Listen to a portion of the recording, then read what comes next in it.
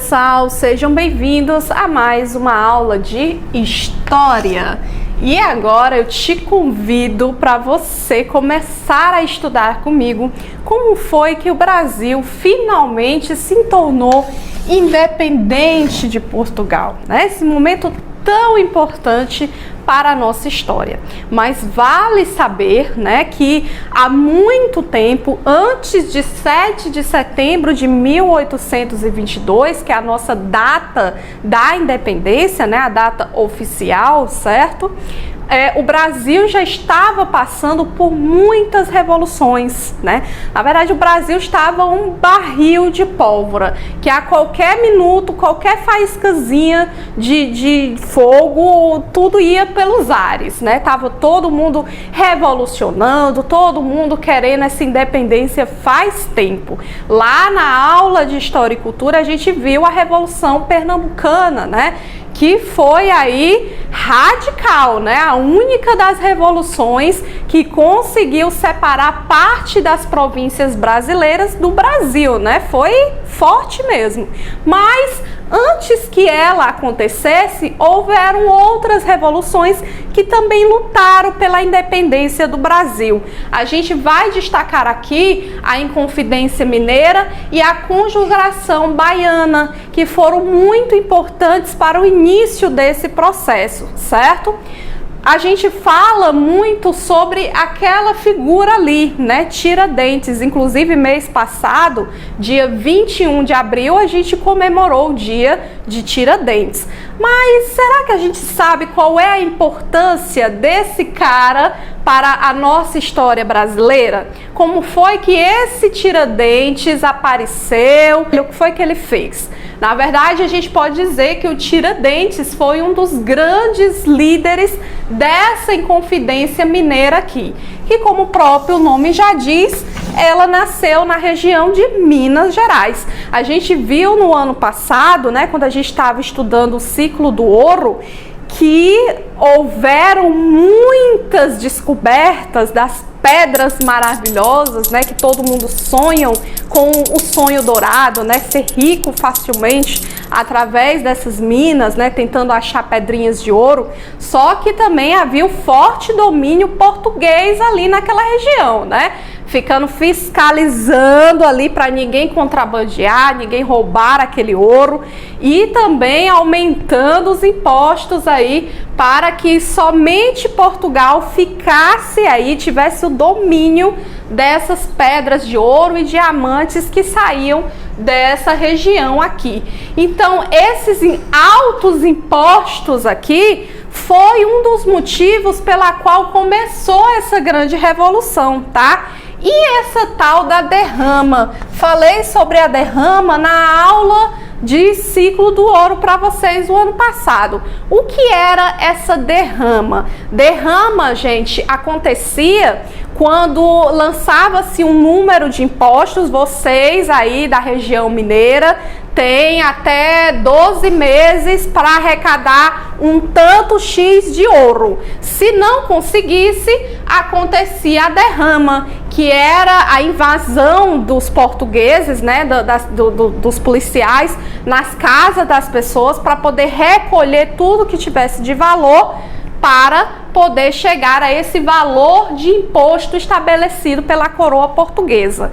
Obviamente que todo mundo vivia assombrado, né, com medo dessa derrama mesmo acontecer. E isso já estava revoltando as pessoas nessa região de Minas Gerais, tá? Inclusive, aqui que entra então o Tiradentes. A rebelião não chegou a estourar. Foi mais uma conspiração formada por membros da elite de Vila Rica e um suboficial do Regimento dos Dragões de Minas, o alferes Joaquim José da Silva Xavier, também conhecido como Tiradentes. A ideia central dos conspiradores era proclamar uma república na região das Minas e estabelecer a capital em São João del Rei. E o que motivou o grupo de intelectuais, fazendeiros e mineradores foi a chegada de um novo governador para Minas e a notícia de que em breve haveria uma derrama. A elite colonial, ou seja, os fazendeiros poderosos, os comerciantes ricos e os mineradores, não viu com bons olhos a política da metrópole de controlar e explorar ao máximo a colônia.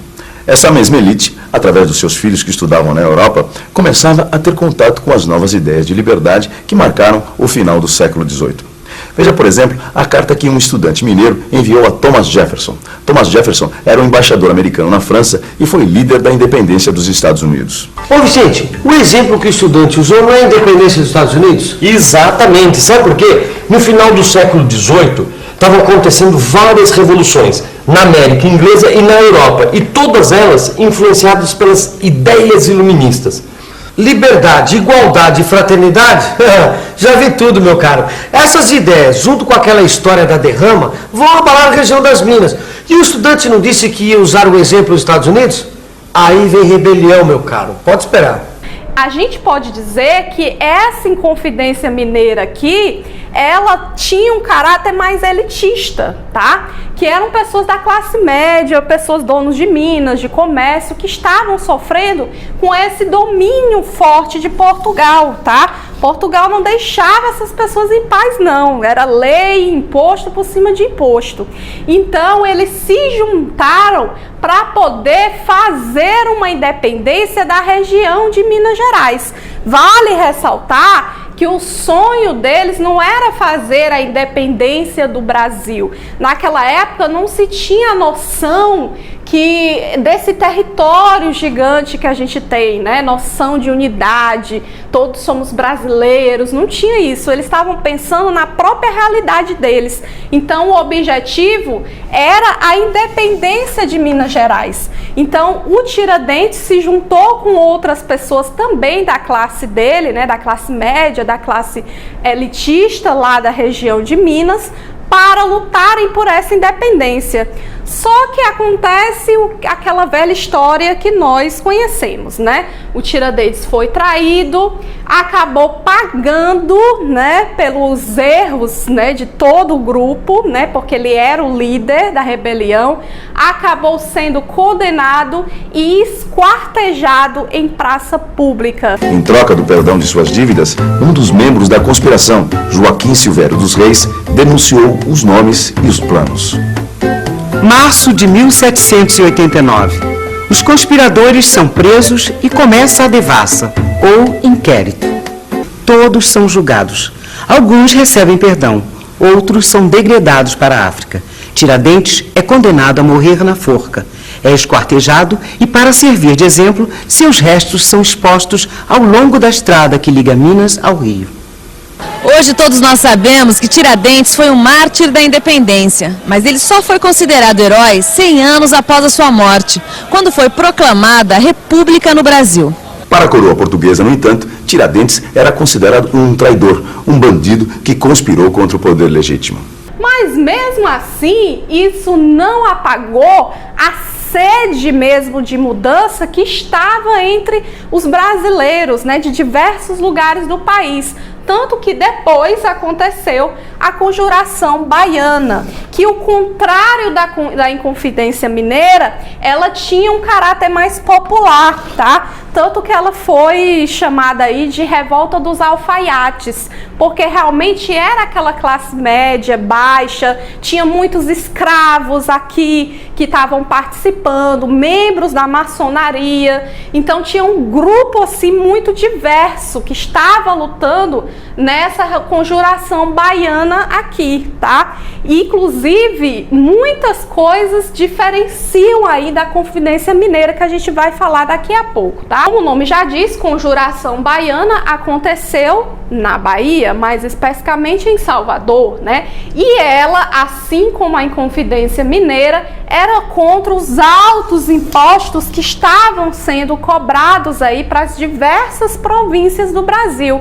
Eita, que estava todo mundo muito cansado, né? De Portugal só ditar as regras, de Portugal fiscalizar demais, punir demais e a gente não poder fazer nada, entendeu? Só pagar, só sofrer. Todo mundo estava querendo uma mudança. E uma coisa interessante, né, que o estado da Bahia, até hoje, é um dos que tem mais população negra. E naquela época tinha um grande número de escravos. Por isso que a gente diz que a Conjuração Baiana teve aí uma forte preocupação de, além de juntar essa revolução, juntar essas pessoas para tornar o estado da Bahia independente, né? Mais uma vez, não existia essa noção de unidade, né? Eles pensavam em libertar ali a provincinha deles e pronto, né? Não era libertar todo o Brasil de Portugal. Mas eles tinham essa noção que eles queriam uma república que fosse livre completamente de Portugal e também libertar os escravos. Que tá aí é uma diferença com relação à Inconfidência Mineira. A Inconfidência Mineira, a maioria das pessoas não apoiavam essa ideia de libertar os escravos, não. Então a gente pode dizer que essas duas revoluções aqui, ela tinha algumas semelhanças, que eram os altos impostos, né, que ninguém estava querendo mais pagar, e justamente essa raiva, né, do domínio forte português aqui no Brasil, né? E todas elas queriam ficar independentes, né, que o seu lugarzinho ali ficasse independente. Só que a Inconfidência Mineira tinha esse caráter mais elitista e a Conjuração Baiana mais popular. Mas todas as duas foram importantes para dar início a essa discussão, né? Chegou a hora do Brasil, então, ficar independente de Portugal. E a gente já estava ficando independente desde a vinda da família real aqui para o Brasil, né? Eu disse para vocês na aula passada que a gente começou a ter essa independência gradativa com a abertura dos portos, o fim do pacto colonial e todas as outras mudanças que o Dom João fez quando chegou aqui no Brasil. Mas vai ter um movimento que nem aconteceu aqui no Brasil, que vai ditar as cartas aí para o que viria a acontecer em seguir, que é a tal da Revolução Liberal do Porto. Professora, que foi essa revolução aí, tá? A Revolução Liberal do Porto, ela aconteceu lá em Portugal. Isso porque os políticos portugueses estavam chateadíssimos, né, com o Dom João, porque a vinda dele para o Brasil era para ser provisória, né? Era para ser só uns diazinhos, depois ele ia voltar de novo para Portugal. Só que se passaram anos e anos e o Dom João nada de querer sair do Brasil, né? O Brasil era bom demais, eu lá quero sair daqui, desse sol, desse calor, dessa praia bem aqui, eu abro a janela, ver o mar, eu lá quero saber de Portugal mais. Só que os portugueses, com certa razão, obviamente, né, foram deixados aí a Deus dará, né? Sofreram invasão do Napoleão, tinha que sustentar também a corte aqui no Brasil, perdeu aquele status, né? Porque agora a cabeça era o Brasil. O Brasil era a sede do Reino Unido de Portugal, Brasil e Algarves. Então eles quiseram que a família real voltasse para Portugal e assumisse as coisas por aqui, né? Não adianta você querer ficar aí só no Brasil curtindo e nós aqui, né? Só na sofrência. Então eles lutaram para trazer essa família real. O Dom João se sentindo bastante pressionado, principalmente por conta das decisões que houveram lá no Congresso de Viena, né? Se lembra do Congresso de Viena, que houve depois que o Napoleão foi derrotado, né? Que eles decidiram que as coisas deviam voltar para exatamente como era antes da Revolução Francesa, antes do Napoleão vir e bagunçar tudo, né? Dom João não quer voltar, mas as pressões são tantas que ele não tem saída. E 8 meses depois da Revolução ter eclodido, volta para Portugal. Mas nem toda a família real o acompanha. No Brasil, fica seu filho e herdeiro, o príncipe Dom Pedro. Não se sabe o que vai acontecer. Será que Portugal vai restabelecer o pacto colonial e o exclusivo comercial? Será que serão fechados os portos novamente? Será que o Brasil de Reino Unido a Portugal voltará a ser simplesmente colônia? Essas questões eram assuntos obrigatórios em qualquer roda daquela época. Por fim, acaba acontecendo o que todos temiam. As cortes portuguesas partiram para a radicalização e exigiram o retorno imediato de Dom Pedro. Como Dom Pedro se recusava a voltar para Portugal, começaram a lhe tirar cada vez mais poderes. A situação se complicava cada vez mais e não restava outra alternativa senão a independência. Mas surgia então uma nova dúvida. Que independência seria essa? Inclusive, essa história, né, de dizer que o Dom Pedro, ai meu Deus, heroicamente vamos libertar o Brasil de Portugal, porque eu me sinto brasileiro, né? Eu quero aí que essa terra seja livre. É meio de uma balela, né? Porque, na verdade, o Dom João já tinha esses planos, né? Ele, quando estava saindo do Brasil, ele chegou, filho, se o Brasil tiver que se separar de Portugal, entendeu? Tá entendendo o que eu tô dizendo, filho? Hoje, ó, que seja por ti, tá? Que seja você que separe, entendeu? Melhor do que esses brasileiros aí que não sabem nem o que estão fazendo, né? E aí já tinha essa ideia, né, de que a própria família real fizesse essa independência. Só que o Dom Pedro, até o último minuto, até o 7 de setembro de 1822, ele mesmo não sabia se queria fazer ou não essa independência. Mas, professor, então como partiu essa independência do Brasil? Primeiro teve um cara chamado José Bonifácio, certo? Um estudioso, um intelectual, bastante amigo lá do Dom Pedro, né, da Leopoldina, da família real, né? Ele começou a botar o tico e o teco para bater, né? Ele começou a pensar assim, poxa, é melhor que o Brasil se separe de Portugal através do Dom Pedro. Sabe por quê? Porque se a monarquia permanecer aqui no Brasil, a gente não vai perder a nossa unidade territorial. Para, professora, para, que eu não estou entendendo. Como assim? Lá nas colônias da Espanha, né, houveram vários processos revolucionários e toda aquela colônia que existia espanhola acabou se fragmentando, se separando, se formando vários outros países, né? O México, o Peru, a Venezuela, a Argentina, e eles tinham medo, né, principalmente o Bonifácio, que estava liderando o negócio, que o Brasil acontecesse o mesmo. Olha, já teve briga lá no Minas Gerais. Minas Gerais já queria se separar. A Bahia já queria se separar também. O Nordeste também. Então, daqui a pouco, o Brasil vai ficar desse tamanhinho. Vai ficar só no Rio de Janeiro. Vai todo mundo querer se separar e adeus, né? Então, ele achava que se a monarquia liderada pelo Dom Pedro I assumisse então essa independência, a gente ia permanecer com as nossas fronteiras, não ia todo mundo se separar, porque essa unidade ia ser conquistada através do Dom Pedro. Então ele apoiava essa ideia que sim, a independência brasileira tinha que acontecer através do Dom Pedro I. Outra pessoa que concordava com isso, obviamente, que era a esposa do Dom Pedro, a Leopoldina, tá? Que era amicíssima do José Bonifácio.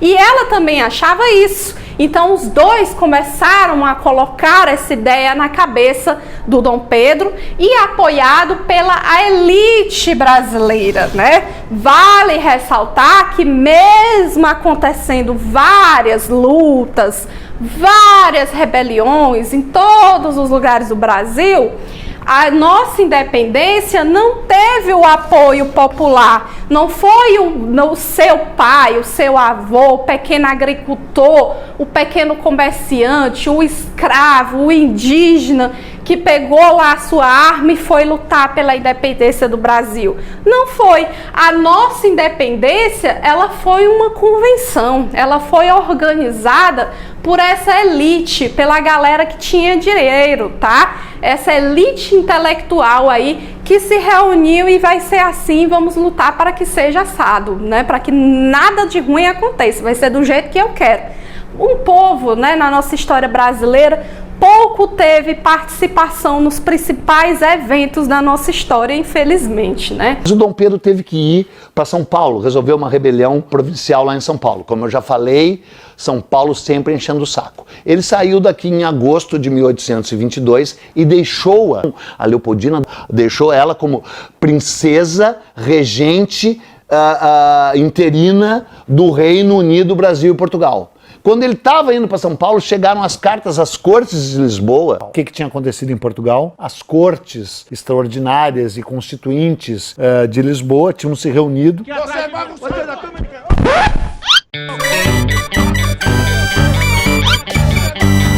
E tinham realmente decretado um retorno a um status quo anterior do Brasil, que era uma coisa inconcebível. E ela, junto com o José Bonifácio, assinou uma declaração de independência do Brasil antes dele e mandou as cartas para ele lá na beira do Riacho Ipiranga com o fato já consumado. Ou seja, 5 dias antes daquela cena magnífica do cavalo, Dom Pedro levanta a espada, independência ou morte, a Leopoldina já tinha declarado, então, oficialmente, o Brasil independente de Portugal. Ela só fez assinar lá, mandou uma carta pro marido dela, vai, entrega lá para ele, manda ele decidir e fazer o ato, então, solene. E aí ele recebe as 2 cartas, né, a primeira de Portugal, depois a da Espanha, e aí ele toma a decisão, enfim, de separar o Brasil de Portugal. E aí dá-se, então, uma nova fase da nossa história brasileira que a gente vai estudar melhor nas próximas aulas. Bom, espero que você tenha entendido, espero que você tenha gostado. Grande beijo, até a próxima. Tchau!